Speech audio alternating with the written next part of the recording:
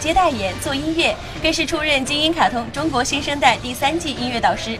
这也是黄子韬回国后的首次综艺秀。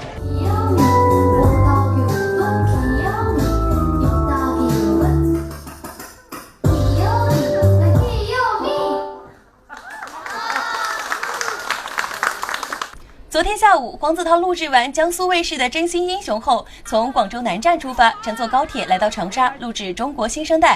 热情的海浪们早早的在长沙高铁站守候着，只为与偶像近距离接触，传达自己的祝福。他一定好好休息，别急，他好好休息。虽然戴着口罩，但也遮掩不住黄子韬的憔悴。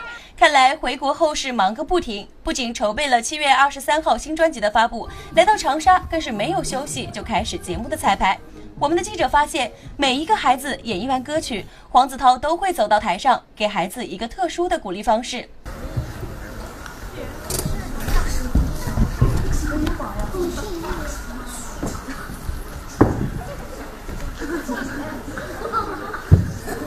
中国新生代是一档儿童歌唱类节目，主要面向14岁以下青少年儿童。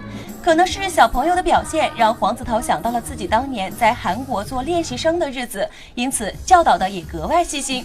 在进行点评环节时，第一组上台的2个小男孩是唱跳组合，这对于拿手的黄子韬来说，舞蹈动作得讲究规范了。